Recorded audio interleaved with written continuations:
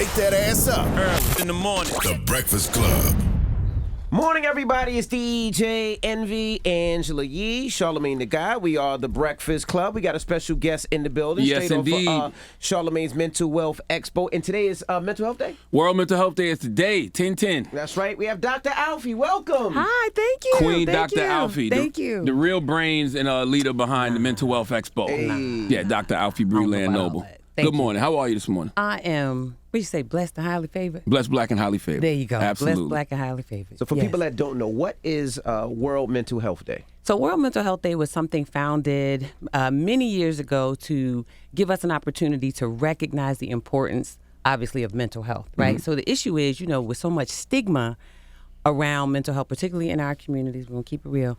I think that there was a real push and a desire to make sure that we acknowledge and uplift mental health and have it on the same pedestal as we do physical health. So every year on October 10th, we recognize and celebrate and uplift and try to have a dedicated day just to focus on mental health conversations. So what should we be doing today? Like, what's the significance of the day outside of, like, what should we be doing? Yeah, I think exactly what we're doing right now is like allowing space for the conversation, and I think we have to start in our homes. Like I said, for us as black people of color, these are not things that we talk about every day outside of you all, because you do a good job of making sure that we uplift these conversations. But I think one thing we can do is just take a moment and reflect on, like, how are we taking care of our own mental health? What kinds of things are we doing to take care of our loved ones' mental health? What kind of things are we allowing into our space that take away from our mental health? And then just kind of make a plan, like one little thing you can do every day to uplift and center your own mental health and the mental health of the people that you care about. Mm-hmm. That's what we can do. I was going to ask, with everything going on with mental health and police shooting people, police being called for mental health calls, what do you think is a better way of doing that? Because sometimes, people feel threatened. Maybe somebody in their family's having a breakdown and they pick up a knife.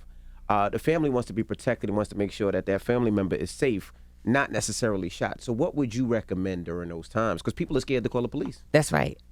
So what I'm going to tell you, I appreciate deeply about that question is that's a cultural question, right? Because not all communities have that fear. But us as black people and many other communities of color, they absolutely have that fear, and it's a justified fear.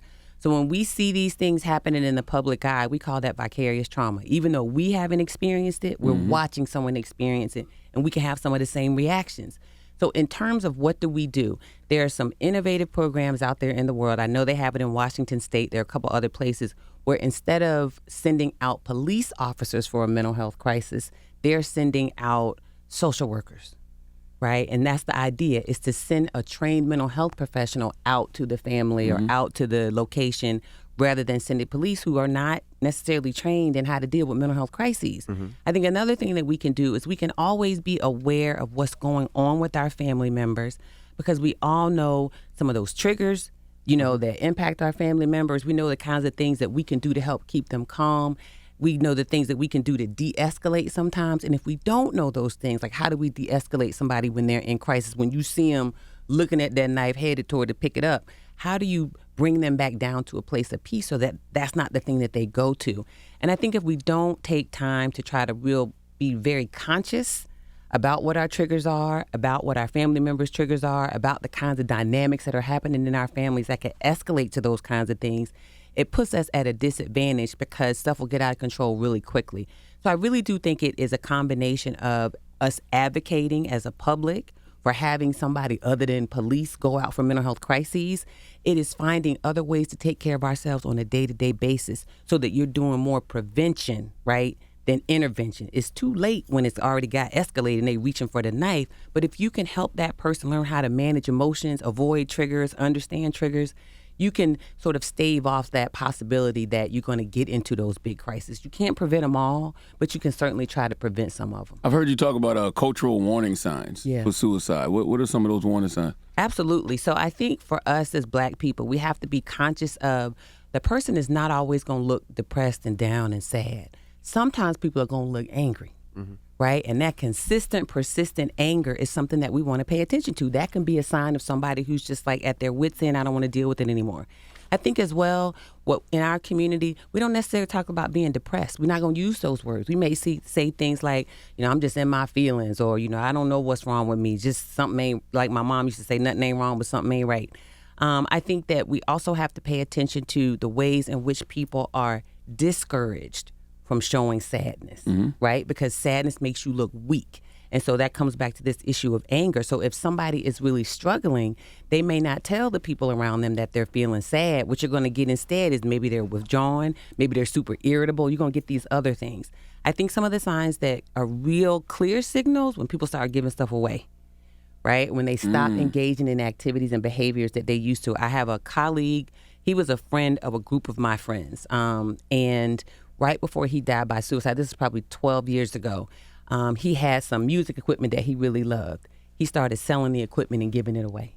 And then within maybe a week, he had died by suicide in a park, right? And so when you're seeing a person just sort of their life is just starting to shrink, they're getting more and more isolated. They don't want to be with people. They don't want to do things that they used to do.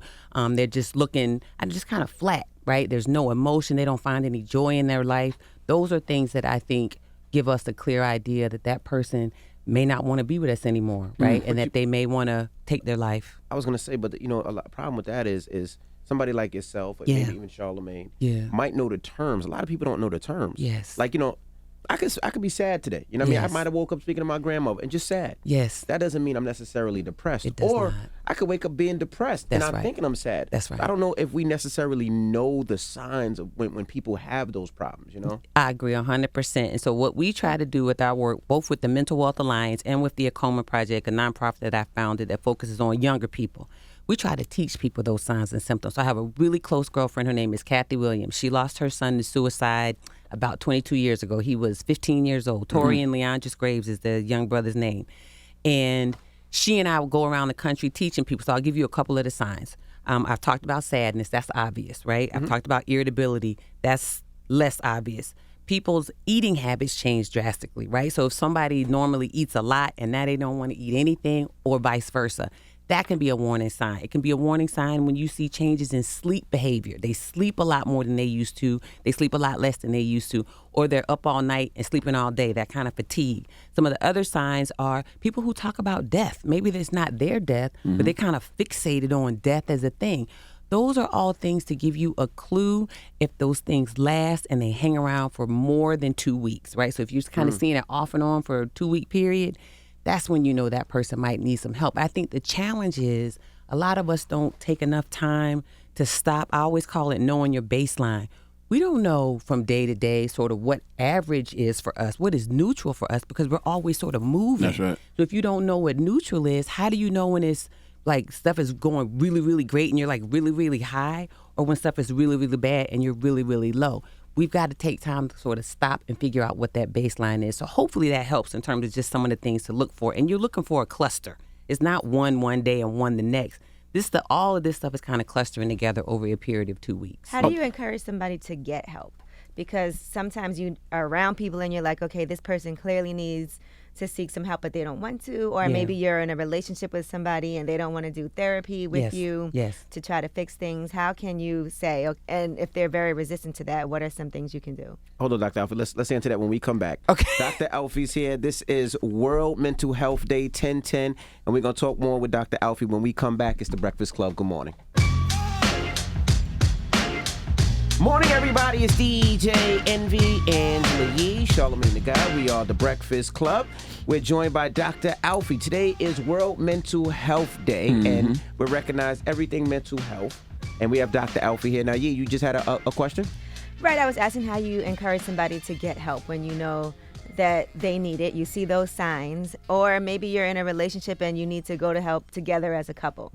So one thing I always try to encourage people to think about is, I happen to be a person of faith, and I believe there's one entity up there, and it ain't me. That's right. And so what I try to remember is we can want somebody to do it, but if they don't want it for themselves, we can't make them do it. You know what I mean? And I think sometimes it's hard to accept that. It's even hard for me to accept that as a mental health provider, that people may come in, they kind of want help, but they don't really want to help, so they don't really want to do what I'm asking them to do to change things for the better. All I can do is take them where they are in the moment. And I think, so that's not the best answer. That's not an answer that makes us happy. But I think there are going to be times when people are just not going to want to do it. They're going to be resistant. Now, for those people who might be on the fence, I think things that we can do is encourage them by saying things like, I will go with you. right? Even if I feel like I don't necessarily need the help in the moment, I will ride with you to the clinic. I will help you find somebody. I will call that person on your behalf.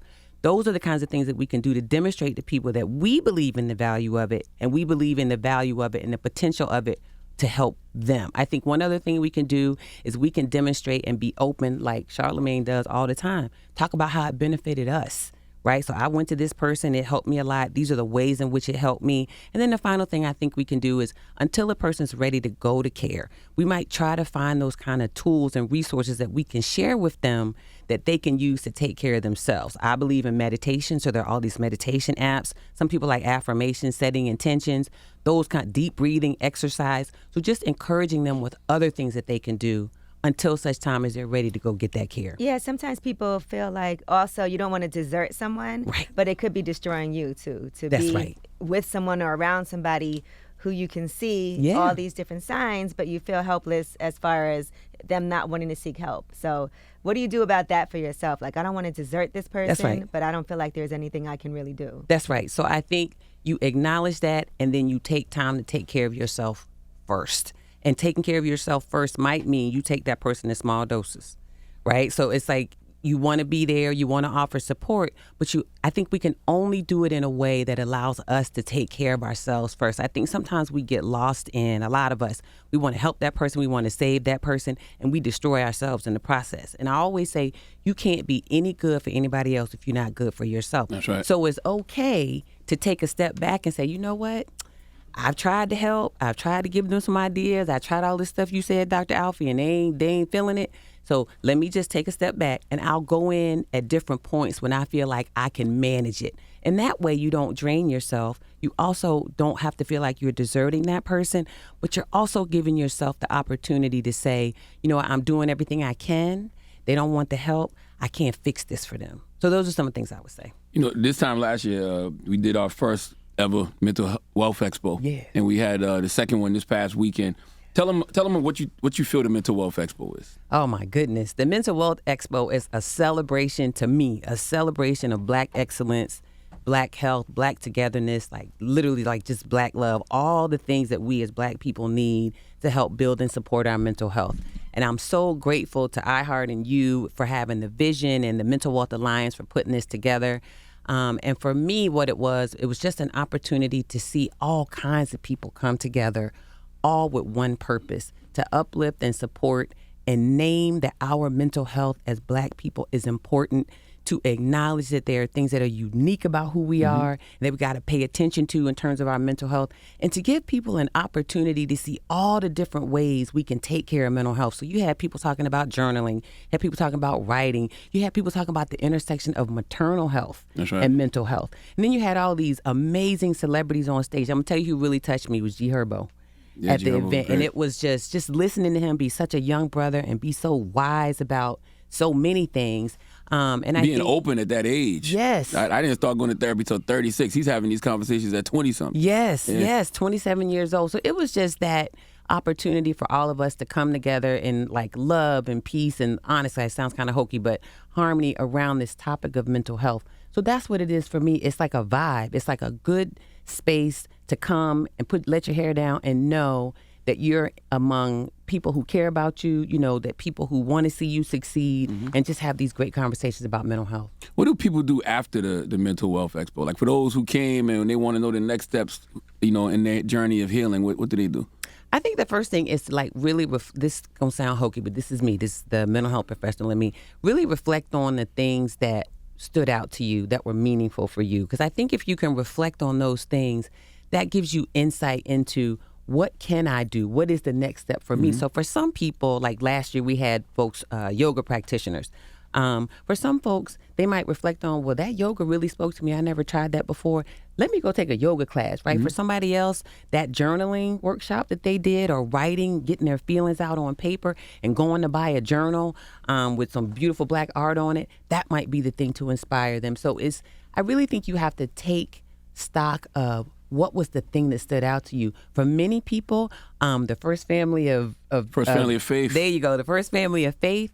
Having those folks there, the Roberts, Sarah Jakes, and Teray, that might have been the thing. It's like the connection between spirituality and mental health. So if you can determine what was the one thing, or what were the two top things that stood out to you in that event, that's your entry point. That's where you need to go, because that's what resonates with your spirit, and that's what's going to help you begin your journey to mental health. Yeah, even having somebody like Sarah Jakes there and Pastor Torrey, when they have the conversation about, even though they believe in God, Sarah goes to a therapist, Torrey goes to a therapist. Right. Hearing somebody say, look, yes, I believe in God, but I go to therapy, how important is that, you think? It normalizes it, right? What it says to people is it doesn't have to be an either or. And you need somebody like the First Family of Faith, like you said, who are in the public eye, who are very open and honest about their challenges. I remember listening to them and just thinking, well, they just like really putting it out there, right? And so I've listened to Pastor Teray talk about parenting and how he parents, black men and his own children, his and Sarah's children. And I think having somebody say that, somebody you respect, somebody you honor, somebody you value, if they say that even in that big public eye, they have things that they struggle with and therapy is helpful for them, then that makes it that much easier for the rest of us to say, oh, well, maybe that's something I can try too. If it worked for them, maybe it can work for me. I know you have to go, but I got a question. Yeah. As far as kids and getting into therapy, do you feel like in middle school, high school, even elementary school, that there should be some type of therapy in the curriculum where maybe a couple of kids go out and talks to a therapist just to get from the base of maybe something that's happening that the parents might not know? Yes, that's the simple answer to your question. And at the Acoma Project, we have a program that does just that. We don't go into schools, but we have 5 free sessions of virtual therapy for the sole purpose of introducing people between the ages of 13 and 30 who've never gone to therapy, to introduce them to therapy. Because you're right. I mean, I think if you don't know, it's like this void, and you just kind of fill it with all this stuff. And sometimes what you fill it with is the wrong ideas about what therapy is. But if somebody can introduce you to the concept at a young age, then it normalizes it so that for the rest of your life, right? Even when you have your own kids, you're like, well, I did it when I was in middle school. You can do it too. So I think what we can do with schools is have a curriculum that's culturally relevant, right? That talks about everything we've been talking about today, so that it doesn't seem so weird and distant and like it's only for those people over there, it's not for us. Right. So I think you're right. Yes, we could have something like that. I think in some ways people are trying to do that, like little nonprofits like the Acoma Project and Mental Wealth Alliance, some of these other folks. But having something streamlined and like a curriculum for that, I think could be really powerful. And also, too, this morning we discussed the mental health issues that Army veterans are experiencing. So what can this country do to better assist veterans? I think the main thing that we can do is encourage my father's a retired Navy man. I think one thing we can do is encourage destigmatizing mental illness, so that if you are a service person, it is normalized for you to get help within that context. I think sometimes the struggle is, I've heard many service people say this, that I can seek the help, but what kind of impact is that going to have on my career? And so having the opportunity to know that normalizing mental health, when you go seek help for your own well-being, your mental well-being, that's not something that you're going to get penalized for. That's a part of it. But that only comes from us advocating and continuing to do what you all are doing today, which is normalizing mental health. I think as well, until we get to that point, encouraging our family members who are service members to get help if they need to outside of the military, right? If they need to go to private care, there's nothing wrong with that, right? And that's something that they can keep to themselves, but they're also bettering themselves at the same time. So it doesn't have to be public. I tell people all the time, if you take meds, right, for your mental health, that's nobody's business but yours. You don't need to run around telling people you're taking meds. Take those meds to take care of yourself. And I think the same thing is true for mental health for our veterans. If you need the help, find the spaces that are not going to judge you, that are going to allow you to be yourself, to get that care and get the help, because that's what's most important at the end of the day. That's right. Well, we appreciate you joining us today on World Mental Health Day. I appreciate Dr. Alfiee so much, because you can have the vision. Like I can have the vision for the Mental Wealth Alliance, but you need somebody to help you execute it. That's Dr. Alfiee Lowe. You can have the vision for the Mental Wealth Expo, but you got to have somebody who can execute it for you. That's Dr. Alfiee. So I thank you so much. Oh my God, thank you so much. Thank all of you. And I wanted to ask you before we get into rumors, because this is going to be one of the topics. Some of Kanye West's friends are saying they feel he's in the midst of a psychiatric episode, and we're going to talk about that. Yes. But as an expert, what would you say about that, and what would you say can be helpful? I think it's a challenge, because Kanye says these things that are so outlandish. When I look at it, I'm like, clearly something is not right. Do you know what I'm saying? And so I don't want to say that all of his problems have to do with whatever kind of mental health struggles he's having. But I do think we have to kind of take a step back for me and give him a little bit of grace because he has a diagnosis. So clearly there is something going on. So when I see these like really wild, outlandish things like the White Lives Matter t-shirts and all that, I think to myself, I don't know if that's necessarily him just pulling a stunt. I wonder how much of that has to do with his mental health. And when you're in the public eye like that, we had a conversation about that at the expo. Being in the public eye, it's almost like there's no filter. So for many of us, we'll make those mistakes, right? Somebody else with bipolar disorder will make a mistake. The world doesn't see it because they're not famous. So I think there's this perfect, awful storm of he's going through some of these episodes and he's in the public eye. And so there's nowhere to hide it. You know what I'm saying? It's all out there. So what my wish for him is that somebody would be able to wrap their arms around him and just kind of pull him back a little bit and say, look, man, let's get this stuff under control first, and then you can go out there and be a genius. But until he has that, I think we're going to continue to see what we've been seeing. So in my opinion, as an expert and somebody who's been in this space a long time, I think Kanye needs a lot more support. Okay. Well, Dr. Alfiee, we appreciate you for joining us this morning. Thank you. I appreciate being here. I appreciate all of you. And we got rumors on the way. It's the Breakfast Club. Good morning.